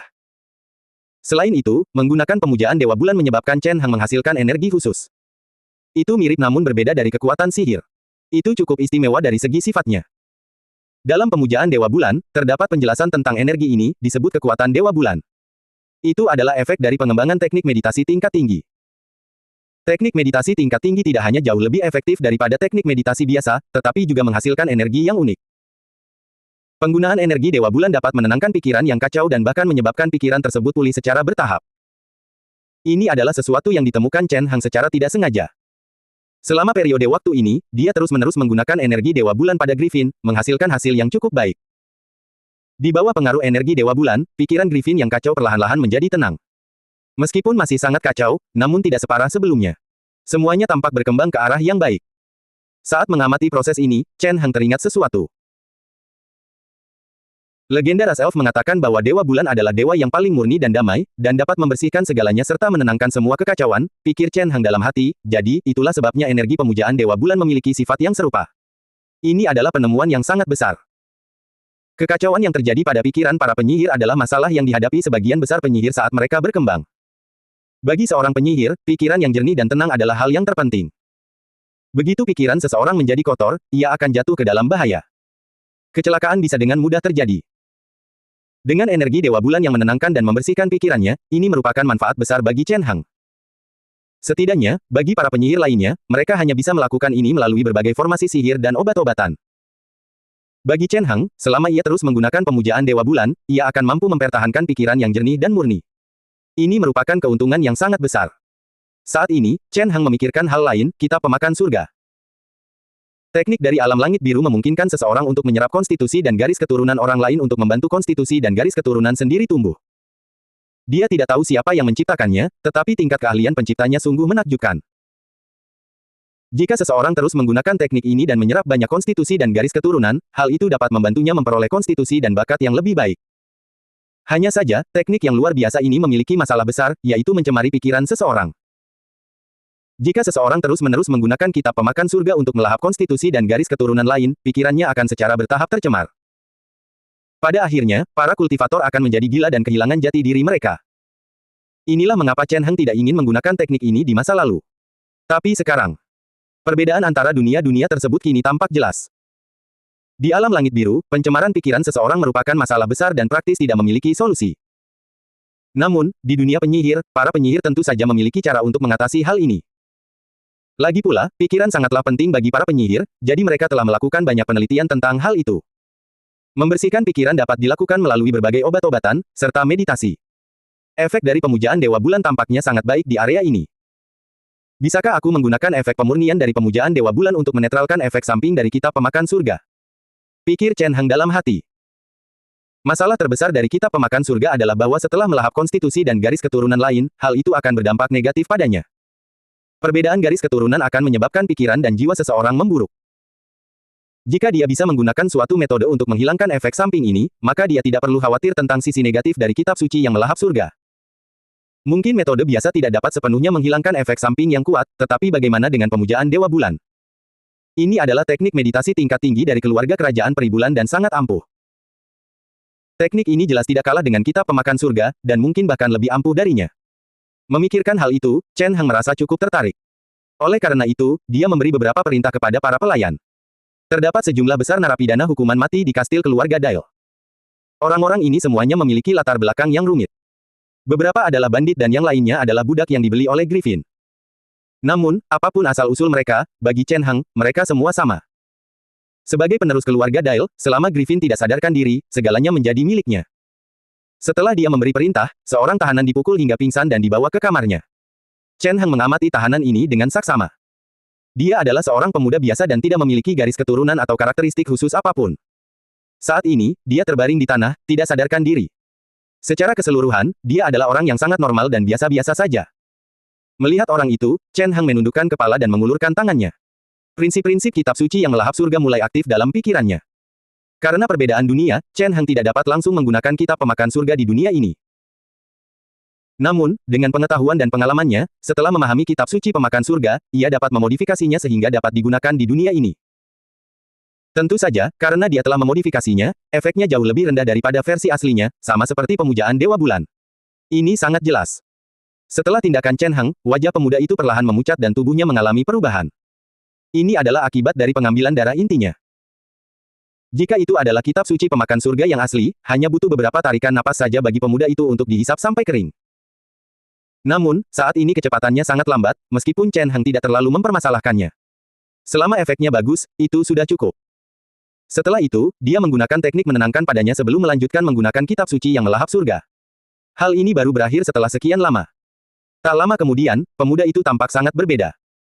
Ia masih dalam posisi yang sama seperti sebelumnya, tetapi ia sudah tidak bernapas. Ia tampak seperti mayat kering, dan seluruh esensinya telah lenyap. Chen Heng berdiri di dalam ruangan yang sunyi dan merasakan perubahan pada tubuhnya. Chen Heng mengamati mayat yang kering itu dan dapat mengetahui kondisi di dalamnya. Semua struktur sel di dalamnya telah hancur, pikir Chen Heng dalam hati. Setelah sari kehidupannya dilahap oleh kitab pemakan surga, struktur sel mayat ini hancur total. Sekalipun mayat ini diberikan kepada seorang penyihir gelap yang tertarik pada mayat, mereka hanya akan membuangnya begitu saja sebagai sampah. Chen Heng kemudian mengalihkan perhatiannya ke tubuhnya sendiri. Setelah menggunakan kitab suci pemakan surga, kekuatan dalam tubuhnya tampaknya meningkat sedikit. Arus hangat mengalir melalui tubuhnya, menyatu ke dalam tubuhnya melalui aliran darahnya. Seiring berjalannya proses ini, kekuatannya secara bertahap semakin bertambah. Peningkatan ini memang tidak besar, tetapi tetap terlihat. Dampak dari kitab suci yang melahap surga itu cukup jelas terlihat. Chen Heng tidak melakukan banyak hal, hanya memangsa orang biasa. Dia tidak memiliki garis keturunan khusus, juga bukan seorang penyihir, namun dampaknya begitu besar. Ini sangat bagus. Merasakan perubahan pada tubuhnya, Chen Heng perlahan menutup matanya. Saat dia melahap esensi kehidupan orang itu, dia dapat dengan jelas merasakan bahwa pikirannya juga ikut terpengaruh. Dampak tersebut mungkin tidak akan terlalu terlihat dalam keadaan normal, tetapi ketika melakukan meditasi, dampaknya akan sangat jelas, dan dia tidak akan bisa mengabaikannya. Sedikit rasa tidak nyaman muncul di tubuh Chen Heng. Saat dia melahap esensi kehidupan orang itu, riak mentalnya menjadi sedikit gelisah dan tidak lagi murni. Seolah-olah ada beberapa noda pada selembar kertas putih. Meskipun tidak banyak, noda-noda itu sangat jelas terlihat. Menyadari hal ini, ekspresi Chen Heng tetap tenang karena ia tidak terlalu terkejut. Setelah itu, ia mulai mengaktifkan energi lain di dalam tubuhnya. Energi sihir perak yang samar mulai beredar di tubuh Chen Heng, persis seperti yang telah dia lakukan pada Griffin. Energi Dewa Bulan, energi yang telah dimurnikan Chen Hang dengan mempraktikkan pemujaan Dewa Bulan. Dibandingkan dengan kekuatan sihir biasa, energi Dewa Bulan dapat memurnikan dan membersihkan pikiran seseorang. Saat energi Dewa Bulan menyatu ke dalam tubuh Chen Hang, dia bisa merasakan kotoran dalam pikirannya dibersihkan. Jadi, ini memang benar-benar efektif. Merasakan kondisi tubuhnya, Chen Hang tak kuasa menahan tawa. Pada saat yang sama, dia bisa merasakan perubahan pada tubuhnya. Entah itu kitab pemakan surga atau energi Dewa Bulan, semuanya memengaruhi tubuhnya terlebih dahulu, kemudian pikirannya. Saat dia menggunakan kitab pemakan surga dan melahap esensi kehidupan, tubuhnya juga terpengaruh dan mulai berubah. Saat energi Dewa Bulan mengalir melalui tubuh Chen Hang, dia merasa seolah-olah sedang menjalani pembaptisan dan mulai mengalami transformasi. Hal ini mirip dengan bagaimana energi kehidupan seorang ksatria memengaruhi tubuh mereka. Kekuatan sihir penyihir juga akan memengaruhi tubuh mereka dan membuat mereka lebih kuat. Inilah salah satu alasan mengapa para apprentice begitu kuat. Energi Dewa Bulan adalah sejenis kekuatan sihir. Sebagai kekuatan sihir, itu akan memengaruhi tubuh Chen Hang dan menyebabkannya berubah bentuk. Eksperimennya menunjukkan bahwa efek pemujaan Dewa Bulan dapat mengurangi efek samping dari kitab pemakan surga secara signifikan. Energi Dewa Bulan juga dapat memengaruhi tubuhnya dan menyebabkan garis keturunannya menjadi lebih murni serta mengalami perubahan. Efek-efek ini dapat menutupi kekurangan kitab pemakan surga, yang tentunya merupakan kabar baik bagi Chen Hang. Namun, efek pemujaan Dewa Bulan masih terbatas, lagi pula, Chen Hang adalah manusia, bukan elf. Efek dari kultivasi pemujaan Dewa Bulan yang dilakukannya tidak begitu besar, sehingga pengaruhnya terhadap pikirannya juga akan terbatas. Meskipun hal itu dapat menghilangkan efek samping dari kitab suci pemakan surga, dibutuhkan waktu yang lama. Ini berarti Chen Hang tidak bisa menggunakan kitab pemakan langit secara sembarangan dan harus menahan diri. Jika tidak, bahkan pemujaan Dewa Bulan pun tidak akan mampu membuatnya tetap waras. Aku akan pelan-pelan saja. Chen Hang tersenyum sambil berpikir dalam hati, ini lebih baik daripada tidak bisa menggunakannya sama sekali. Setelah itu, Chen Hang menatap mayat kering tersebut. Ia ragu sejenak sebelum menyisihkannya agar dapat digunakan dalam pengujian di masa mendatang. Lalu dia berbalik dan meninggalkan ruangan. Setelah berjalan keluar, angin sepoi-sepoi bertiup, membuatnya merasa cukup segar. Namun, pemandangan di hadapannya tidak terlalu indah. Di sekelilingnya terdapat pemandangan yang menyeramkan. Dengan energi mental Chen Hang yang kuat, dia bisa merasakan kotoran mental di mana-mana yang ditinggalkan oleh Griffin. Bagi orang awam, ini mungkin hanya tempat yang menyeramkan, tetapi bagi Chen Hang, ini adalah tempat para mayat hidup. Untungnya, dibutuhkan kondisi yang ketat agar roh dapat terbentuk. Jika tidak, Chen Hang akan sangat khawatir karena roh-roh jahat bisa muncul dari sini. Aku harus mencoba pindah dari sini. Melihat pemandangan ini, Chen Hang dalam hati menggelengkan kepalanya. Meskipun hal itu tidak terlalu memengaruhinya, tinggal di tempat yang menyeramkan seperti ini bukanlah hal yang baik. Meskipun kenajisan mental itu tidak dapat menyebabkan bahaya fisik apapun padanya, hal itu dapat merusak pikirannya dan membuatnya menjadi murung. Inilah sebagian alasan mengapa keluarga Dale bersikap seperti itu.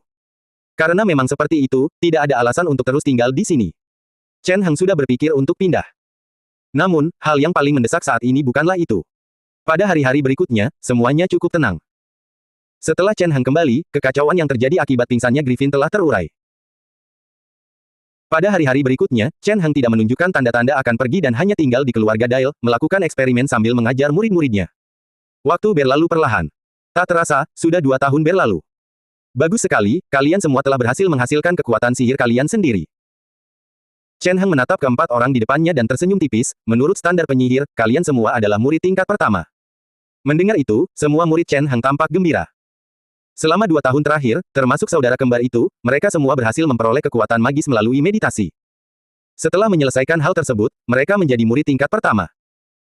Dibandingkan dengan murid tingkat kedua dan ketiga, ambang batas untuk menjadi murid tingkat pertama sangat rendah. Bahkan jika mereka hanya memiliki sedikit kekuatan sihir, mereka tetap akan menjadi murid tingkat pertama. Melihat murid-muridnya yang gembira, Chen Hang berpikir dalam hati. Untuk mengajar para siswa ini, dia telah mengerahkan banyak usaha selama 2 tahun terakhir. Inilah mengapa mereka hanya membutuhkan waktu 2 tahun untuk mendapatkan kekuatan sihir mereka sendiri melalui meditasi. Proses ini sangat sulit, dan hal itu membuat Chen Hang sangat menyadari pentingnya bakat. Saat itu, karena bakatnya yang luar biasa dan energi mentalnya yang kuat, dia tidak menghadapi banyak kesulitan dalam memadatkan kekuatan sihir. Namun, ketika berurusan dengan orang lain, Chen Hang menyadari betapa sulitnya hal itu sebenarnya.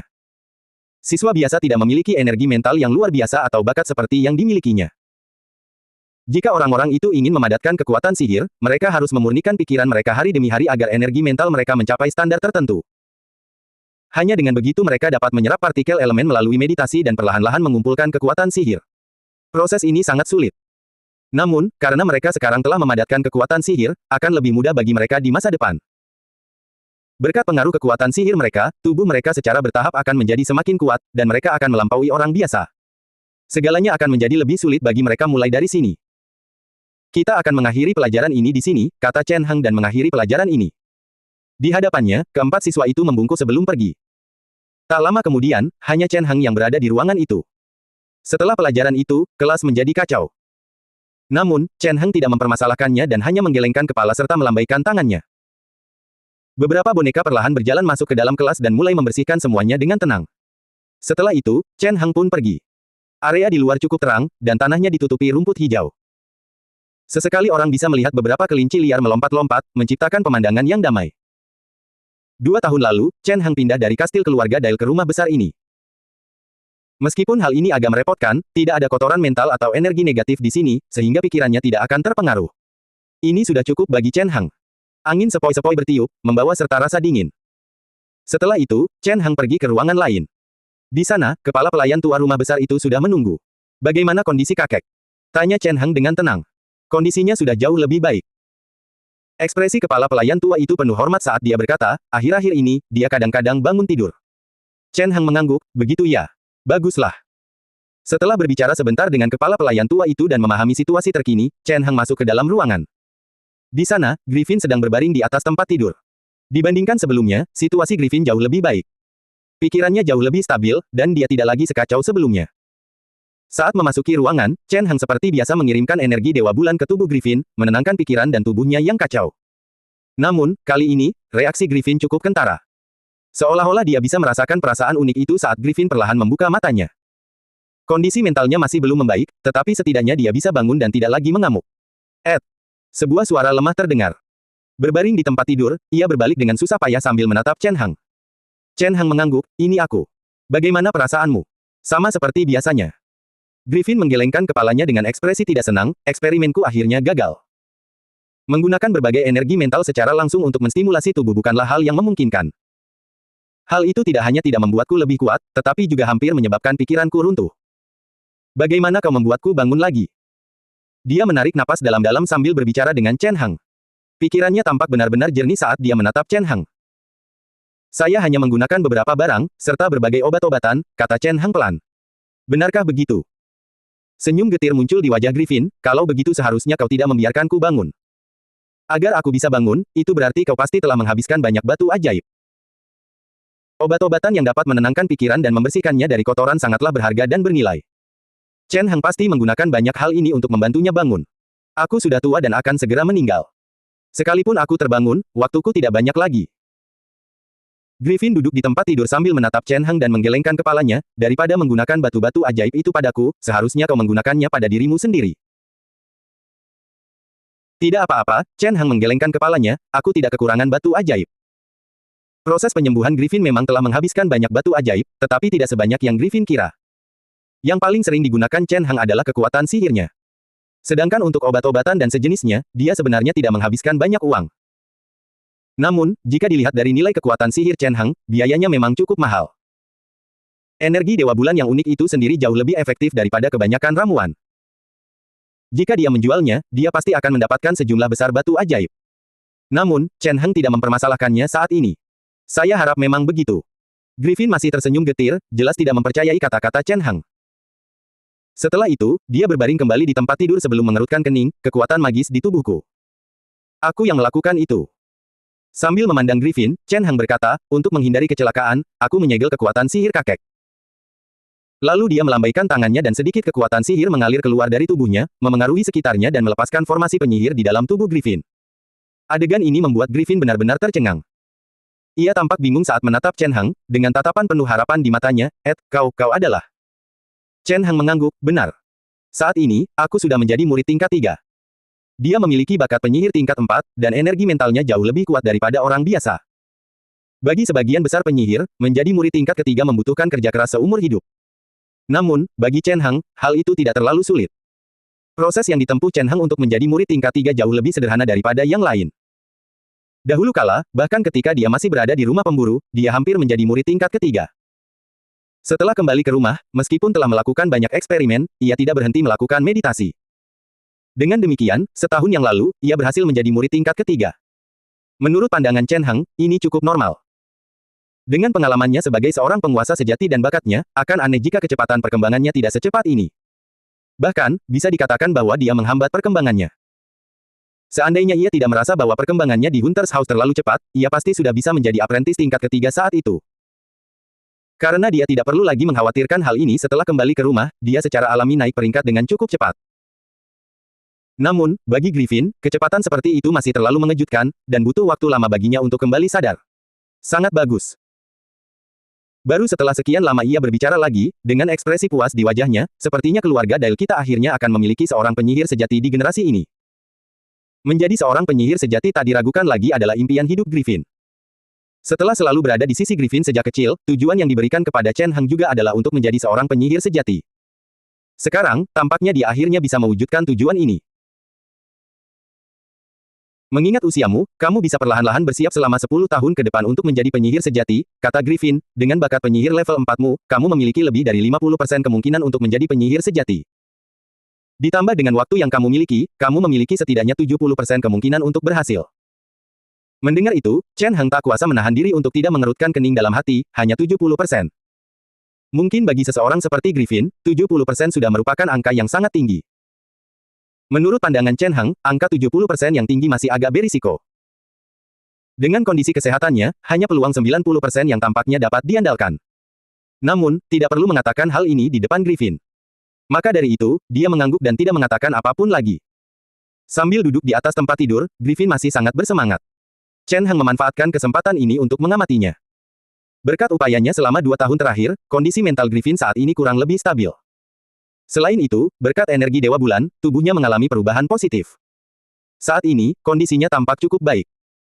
Namun, jelas terlihat bahwa Griffin tidak memiliki banyak waktu lagi untuk hidup.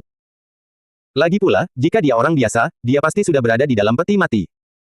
Meskipun masa hidup para penyihir lebih panjang daripada orang biasa, masa hidup mereka tidaklah terlalu panjang. Selain itu, Griffin hanyalah seorang murid tingkat ketiga, bukan seorang penyihir sejati. Alasan mengapa dia bisa hidup selama ini adalah karena dia telah melakukan berbagai modifikasi pada tubuhnya dan memperpanjang umurnya. Chen Heng pernah melihat modifikasi serupa di rumah pemburu. Sebenarnya, bagi para penyihir, modifikasi serupa cukup umum, baik itu untuk meningkatkan kekuatan atau umur mereka. Hanya saja, dengan kondisi Griffin saat ini, mustahil baginya untuk menjalani modifikasi lebih lanjut. Jika dia mencoba melakukan modifikasi lebih lanjut, dia mungkin akan meninggal dunia selama proses tersebut. Namun, jika dia tidak melakukan modifikasi apapun, dia tidak akan punya banyak waktu untuk hidup, kecuali jika dia bisa menjadi penyihir sejati dalam waktu yang tersisa. Memikirkan hal itu, Chen Heng tak kuasa menahan diri untuk menggelengkan kepalanya. Jika seseorang menaruh harapan untuk menjadi penyihir sejati agar dapat hidup lebih lama, mereka sebaiknya mengandalkan keajaiban selama proses modifikasi. Setidaknya dengan cara itu, mereka akan memiliki sedikit peluang untuk sukses. Dengan kondisi Griffin saat ini, mencoba menjadi seorang penyihir sejati sama saja dengan bunuh diri. Sebagai murid Charlie dan keturunan Griffin, seorang murid tingkat ketiga, Chen Heng sangat memahami proses untuk menjadi seorang penyihir sejati. Dalam keadaan normal, menjadi seorang penyihir sejati membutuhkan fisik yang kuat. Hal ini karena selama proses kenaikan pangkat, para penyihir perlu mengorbankan energi hidup mereka untuk mendapatkan kekuatan yang lebih besar. Setelah itu, pikiran seorang penyihir diuji. Hanya penyihir dengan tubuh dan pikiran yang kuat yang bisa berhasil. Inilah yang dipelajari Chen Heng baik dari ajaran Charlie, maupun dari batu warisan Yana. Adapun Griffin, baik pikiran maupun tubuhnya mengalami masalah besar. Jika dia mencoba menjadi penyihir sejati, kemungkinan besar dia akan gagal tanpa melakukan banyak hal. Daripada mengandalkan hal itu, lebih baik mengambil risiko dengan memodifikasi tubuhnya. Setelah mengobrol sebentar dengan Griffin, Chen Heng pun pergi. Kabar baik bagi Chen Heng adalah Griffin yang sudah bangun. Meskipun Griffin berada di penghujung hidupnya, dia masih seorang murid tingkat ketiga. Dengan kehadirannya di sini, Chen Heng bisa menjelajahi tempat lain dan tidak harus tetap berada di dalam keluarga Dale. Selain itu, dengan bantuan Griffin, Chen Heng akan memiliki asisten untuk banyak eksperimennya, sehingga memudahkan pekerjaannya. Waktu berlalu perlahan. Tak lama kemudian, 2 bulan lagi telah berlalu. Pada saat itu, Griffin menampakkan diri dan mewakili keluarga Dale untuk bertemu dengan keluarga penyihir lainnya. Dalam pertemuan itu, dia tersenyum sepanjang waktu. Meskipun usianya sudah sangat tua, tidak ada yang berani meremehkannya. Karena dia tidak menampakkan diri selama 2 tahun, muncul berbagai rumor, dan orang-orang membuat berbagai macam dugaan. Beberapa orang menduga bahwa Griffin sebenarnya meninggal dalam sebuah kecelakaan saat percobaan dan bahwa Chen Heng adalah satu-satunya penyihir di keluarga Dale. Setelah Griffin mengungkapkan identitasnya, semua rumor itu pun sirna. Tentu saja, kehadiran Griffin tidak lagi memiliki pengaruh sebesar dulu. Selama 2 tahun terakhir, Chen Heng tidak tinggal diam. Benda-benda sihirnya sekali lagi muncul di benua ini. Selama 2 tahun terakhir, melalui benda-benda sihirnya, dia telah menjalin hubungan dengan banyak keluarga penyihir dan memperoleh banyak hal. Pada saat yang sama, selama 2 tahun ini, Chen Heng telah lama membocorkan berita tentang dirinya yang menjadi murid tingkat ketiga. Dengan begitu banyak benda sihir dan sebagai murid tingkat ketiga, Chen Heng tidak diragukan lagi adalah salah satu makhluk terkuat di benua ini. Hal ini saja sudah cukup membuat tidak ada seorang pun yang berani menentang Chen Heng. Karena itu, keluarga Dale terus berkembang, dan bahkan menjadi sedikit lebih kuat daripada sebelum Griffin pingsan. Kini, di dalam keluarga Dale, bukan hanya ada Chen Heng, seorang murid tingkat ketiga, tetapi juga keempat muridnya. Setelah 2 tahun mengajar, keempat muridnya telah memadatkan kekuatan sihir dan menjadi murid penyihir. Bahkan tanpa Griffin, keluarga Dale memiliki 5 penyihir. Ini adalah salah satu kekuatan terkuat di benua ini. Tidak ada keluarga lain yang memiliki penyihir sebanyak ini. Dengan kekuatan seperti itu, tentu saja tidak ada seorang pun yang berani melawan keluarga Dale. Dengan demikian, terbangunnya Griffin tidak memberikan dampak yang besar. Meskipun demikian, terbangunnya seorang murid tingkat ketiga tetap merupakan kabar baik bagi keluarga Dale. Setidaknya, ia akan mampu memperluas kekuatan keluarga Dale. Waktu berlalu perlahan. Pada periode waktu berikutnya, Chen Heng hanya tinggal di laboratoriumnya dan bekerja keras bermeditasi untuk meningkatkan energi mental dan kekuatan sihirnya. Dengan kekuatan energi mentalnya yang luar biasa, bahkan Griffin pun tak bisa menandinginya.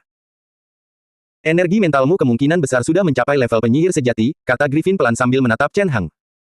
Meskipun saya telah mencapai level ini, itu masih belum cukup. Chen Heng menggelengkan kepalanya, jika aku ingin lebih stabil lagi, aku masih perlu menunggu beberapa waktu. Bagi para penyihir biasa, energi mental Chen Heng merupakan keuntungan yang sangat besar. Karena pengalaman masa lalunya, energi mentalnya secara alami sangat kuat. Meskipun dia belum menjadi penyihir sejati, energi mentalnya bukanlah sesuatu yang bisa ditandingi oleh seorang murid tingkat ketiga. Setelah bertahun-tahun diasah, energi mentalnya menjadi lebih kuat dan setara dengan penyihir sejati. Sebenarnya, selain kekuatan sihir, Chen Heng sangat dekat untuk menjadi seorang penyihir sejati.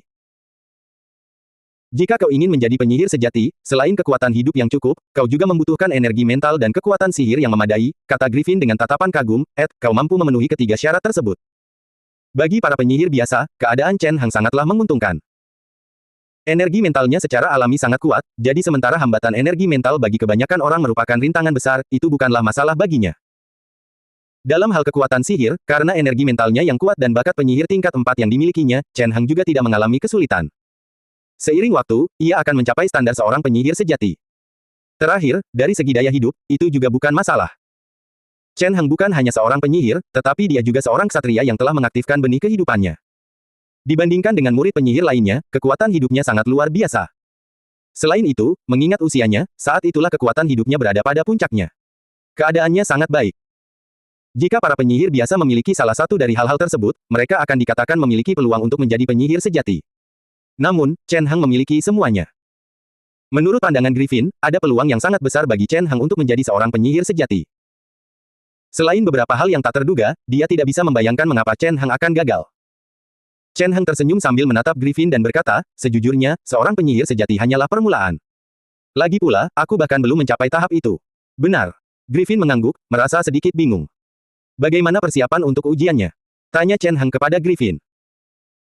Kami sudah mulai mempersiapkannya, Griffin mengangguk sambil ekspresinya sedikit muram, apakah kau benar-benar akan menguji orang-orang itu secara gratis? Ini bukan gratis, kata Chen Heng sambil menggelengkan kepalanya, syaratnya adalah jika mereka memiliki bakat penyihir, mereka harus bergabung dengan kami dan menjadi bagian dari kami. Griffin menggelengkan kepalanya, tapi meskipun begitu, mereka berasal dari keluarga lain. Kita tidak bisa sepenuhnya mempercayai mereka yang bukan dari keluarga Dale. Tidak terlalu buruk, kata Chen Heng sambil tersenyum, kita tidak perlu mereka sepenuhnya loyal. Kita hanya perlu memastikan bahwa mereka akan mengikuti arahan kita, seperti di akademi. Pola pikir Griffin masih terbatas pada unit keluarga, dan dia percaya bahwa tidak ada gunanya menguji siapapun di luar keluarga Dale. Lagi pula, karena mereka bukan bagian dari keluarga Dale, lalu apa masalahnya jika Chen Heng mengerahkan semua upaya untuk membesarkan mereka? Hal itu hanya akan menguntungkan pihak luar. Namun, bukan itu yang dipikirkan Chen Heng. Di zaman ini, khususnya di kalangan penyihir, orang-orang sangat menghargai keluarga, dan sangat sedikit orang yang akan mengkhianati keluarga mereka. Namun, terbatas pada lingkungan keluarga saja terasa terlalu membatasi. Lagi pula, sebuah keluarga terbatas dalam hal jumlah dan kekuatan, dan tidak dapat dibandingkan dengan kelompok besar lainnya. Jika seseorang ingin memperoleh kekuasaan besar, ia harus menyatukan faksi-faksi di luar keluarganya sendiri. Inilah alasan mengapa Chen Hang melakukan ini. Eksperimen Chen Hang telah mencapai jalan buntu, dan jika dia ingin maju, dia membutuhkan bantuan dari penyihir lainnya. Dari semua anggota keluarga Dail, Chen Hang hanya menemukan 2 orang yang memiliki bakat penyihir. Jika ditambah Griffin dan dirinya sendiri, maka hanya ada 4 orang. Jumlah orang ini tidak cukup untuk mewujudkan rencana Chen Hang. Oleh karena itu, Chen Hang memutuskan untuk menguji orang-orang di luar keluarga dan mendapatkan anggota baru. Sama seperti akademi. Mendengar perkataan Chen Hang, mata Griffin berbinar, mungkinkah? Ia tampak memikirkan sesuatu dan suaranya bergetar saat berkata, apakah Anda berpikir untuk mendirikan akademi Anda sendiri? Mendengar perkataan Griffin, Chen Hang merasa cukup terkejut. Namun, setelah dipikir-pikir lagi, itu bukanlah ide yang buruk. Untuk mencapai tujuannya, ia harus menerima murid dan mendapatkan dukungan dari banyak penyihir. Untuk mengumpulkan para penyihir ini ke dalam sebuah organisasi penyihir, mungkin perlu mendirikan sebuah akademi. Tempat seperti Hunter's House akan sangat bagus. Berbagai macam pikiran terlintas di benak Chen Hang saat dia mengangguk, kedengarannya seperti ide yang bagus. Jika memungkinkan, mengapa tidak kita mendirikan faksi kita sendiri, sebuah akademi? Saya mengerti. Mendengar ucapan Chen Hang, Griffin tampak sangat gembira, aku mengerti apa yang kau pikirkan, Ed. Jangan khawatir, aku akan memastikan tidak ada yang salah selama pengujian. Melihat betapa gembiranya Griffin, Chen Hang merasa cukup terkejut tetapi tetap mengangguk. Bagaimanapun juga, sikap Griffin yang begitu tekun adalah hal yang baik. Itu lebih baik daripada melakukannya dengan enggan dan wajah muram. Waktu berlalu perlahan. Tak lama kemudian, orang-orang dari berbagai keluarga di seluruh benua mulai berkumpul di wilayah keluarga Dail. Alasannya adalah untuk berpartisipasi dalam pengujian. Bagi keluarga penyihir, ini adalah kesempatan yang sangat langka. Bagi Chen Hang, itu bukanlah masalah besar, tetapi bagi para penyihir di benua ini, itu tidak sesederhana itu. Sebelum Chen Hang kembali, tidak banyak benda sihir di wilayah ini, dan bahkan tidak ada 5 murid tingkat 3.